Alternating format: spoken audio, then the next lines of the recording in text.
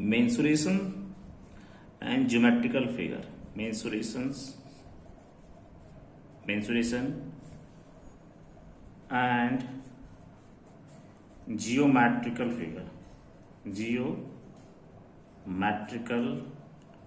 figure.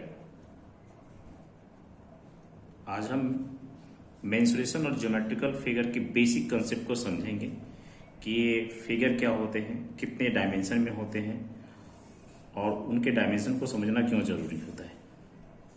ये जो video है स्पेशली क्लास 8, 9, 10th के बच्चों के लिए है। उसके साथ जो बच्चे एसएससी, रेलवे, बैंकिंग, एफसीआई की प्रिपरेशन कर रहे हैं उसके लिए, और साथ में जो बच्चे मैथमेटिक्स में अपने इंटरेस्ट को डेवलप करना चाहते हैं उनके लिए है। मेंसुरेशन और ज्योमेट्रिकल फिगर को समझने के लिए हम इसे डायमेंशन वाइज डिवाइड करते हैं। अगर देखा जाए तो इस फिगर को हम कितने डायमेंशन में डिवाइड करते हैं, शुरू से करते हैं। सबसे पहले इसमें 0 डायमेंशन, जिसको 0D कहते हैं। 1 डायमेंशन, इसको 1D कहते हैं। 2 डायमेंशनल फिगर, जिसको 2D कहते हैं। और 3 डायमेंशनल फिगर, जिसको हम लोग 3D कहते हैं। 1 डायमेंशन में हम क्या पढ़ते हैं? 1 डायमेंशन में पॉइंट यानी डॉट, पॉइंट के बारे में पढ़ेंगे। पॉइंट की सारी प्रॉपर्टीज, कितने प्रकार से पॉइंट्स होते हैं और पॉइंट का क्या इंपॉर्टेंस है फिगर को समझने के लिए। सेकेंड है 1 डायमेंशन फिगर में हम लोग क्या पढ़ेंगे? रे, लाइन और लाइन सेगमेंट, ये 3 चीज तो हम लोग पढ़ेंगे 1 डायमेंशनल फिगर में। उसके बाद इसके अलावा और भी इसके बेसिक कंसेप्ट ऑफ लाइन में पढ़ेंगे, जैसे parallel line, transversal line, bisecting line, trisecting line, intersecting line. ये सब सारे कौन सी लाइन्स है, क्या नहीं है, इसके बारे में हम लोग डिटेल में पढ़ेंगे। आगे है 2 डायमेंशनल फिगर। 2 डायमेंशनल फिगर में पहला है एंगल्स पढ़ेंगे, फिर पढ़ेंगे ट्रायंगल्स पढ़ेंगे, एंगल, ट्रायंगल्स। उसके बाद पढ़ेंगे हम लोग क्वाड्रिलेटरल। क्वाड्रिलेटरल के बाद हम लोग पढ़ेंगे सर्कल, और उसके बाद लास्ट में पढ़ेंगे इसमें पॉलीगन। ठीक इसी तरह से हम लोग 3D फिगर जिसको हम लोग बात करते हैं, 3D फिगर में पहला कौन सा आएगा इसमें? क्यूब, क्यूबॉइड, कोन, स्फीयर, हेमिस्फीयर, सिलेंडर और फ्रस्टम। ये सारे हम लोग 3D में पढ़ेंगे। मेंसुरेशन फिगर में भी इसके डिटेल से एनालिसिस देखेंगे।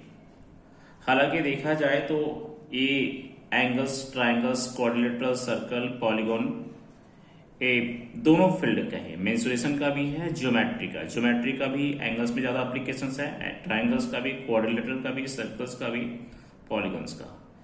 जबकि इन खासा फिगर का ज्यादातर यूज जो है, जैसे क्यूब, क्यूबाइड, कोन, स्फीयर, हेमिस्फीयर, सिलेंडर, फ्रस्टम, इसकी एप्लीकेशन ज्यादातर हम लोग मेंसुरेशन में ही देखेंगे। नेक्स्ट आता है फिगर। जैसे हम लोग अब 0 डायमेंशन के बारे में बात करते हैं, अब 0 डायमेंशन को हम डिटेल में समझेंगे। 0 डायमेंशन में क्या होता है? जैसा कि हम बताएं कि 0 डायमेंशन में हम डिस्कस करते हैं पॉइंट के बारे में। आखिर ये पॉइंट होता क्या? पॉइंट एक डॉट होता है जिसका कोई डायमेंशन नहीं होता है, इसीलिए इसको 0 डायमेंशन कहते हैं। कोई डायमेंशन नहीं का इसका मतलब इसका ना ही लेंथ होता है, ना ही ब्रेथ होता है इसका,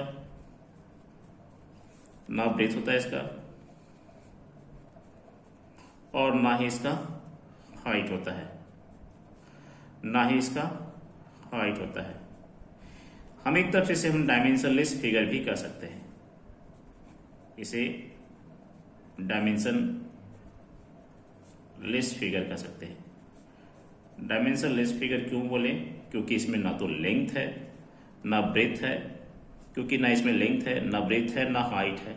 जब लेंथ, ब्रेथ, हाइट होगा ही नहीं तो आखिर इसे क्या बोलेंगे? इसे तो अल्टीमेट हम तो यही बोलेंगे ना, इसमें कोई डायमेंशन है ही नहीं, इसलिए डायमेंशनलेस फिगर है। अब इंपॉर्टेंस क्या है, what is the basically importance of point in understanding geometrical and menstruation figure. तो पॉइंट का इंपॉर्टेंस तो बहुत ज्यादा है। सबसे पहले यानी कि पॉइंट का जरूर किया है। पॉइंट सबसे पहले से जो, अगर हम किसी भी रे को ड्रॉ करना चाहेंगे तो एक पॉइंट लेंगे, या हम इस पॉइंट को इनिशियल पॉइंट करते हैं। इस पॉइंट से अगर हम एक एरो मार्क देंगे, इस पॉइंट का नाम अगर O है और यहाँ पे अगर A है, तो अगर दो देखें, एक पॉइंट यहाँ पे और एक पॉइंट यहाँ रखें और इसको दोनों को मैच किया और आगे एक्सटेंड कर दिया तो एक रे बन गया।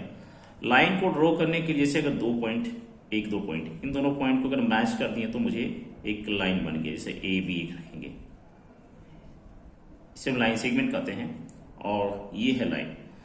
अगर A और B अगर एक पॉइंट है, इन दोनों को मिला दे और फर्दर आगे भी एक्सटेंड कर दे तो ये मेरा है लाइन। तो इससे मुझे ये समझ में आया कि लाइन को ड्रॉ करने के लिए, रे को ड्रॉ करने के लिए, लाइन सेगमेंट को ड्रॉ करने के लिए मुझे पॉइंट की जरूरत होती है। तो पॉइंट की इंपॉर्टेंस ये है, the very importance of point is that if you want to draw line segment ray then we need a point. अब सवाल आ जाता है कि एक पॉइंट से कितने सारे रे को ड्रॉ कर सकते हैं। एक पॉइंट अगर मैं इस पॉइंट को लेता हूं, ओ इसको नाम रखते हैं इनिशियल पॉइंट, तो इससे बहुत सारे रे को ड्रॉ कर सकते हैं। सबका इनिशियल पॉइंट यही होगा, जैसे 1 हो गया, 2 हो गया, 3 हो गया, 4 हो गया, 5, इस तरह से देखा जाए 6। लेकिन अगर हम देखते हैं सारे के सारे, जैसे ये वो पॉइंट है, इसका नाम क्या है 1 2, ये सारे रे बन रहे हैं। तो एक पॉइंट से हम बहुत सारे रे को ड्रॉ कर सकते हैं। लेकिन एक बात, अगर हम ये रे को और ये रे को अगर मैच करते हैं, इन दोनों के बीच में जो एंगल बनेगा, ये जो एंगल बनेगा, ये जो एंगल इन दोनों के द्वारा जो बनाया जाएगा, अगर 180 डिग्री है तो ये लाइन बन जाएगा, क्योंकि लाइन का डायमेंशन भी, लाइन का डायग्राम मैंने इसे बताया, तो ये लाइन बन जाएगा।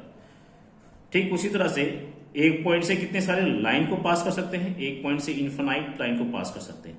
जैसे देखिए, हम एक पॉइंट से हम लोग इन्फिनाइट लाइन को पास कर सकते हैं, इन्फिनाइट लाइन को पास कर सकते हैं। मतलब हम ये कह सकते हैं कि नंबर ऑफ लाइंस कितने होंगे जो एक पॉइंट से पास करेंगे, तो हम उसे काउंट नहीं कर पाएंगे।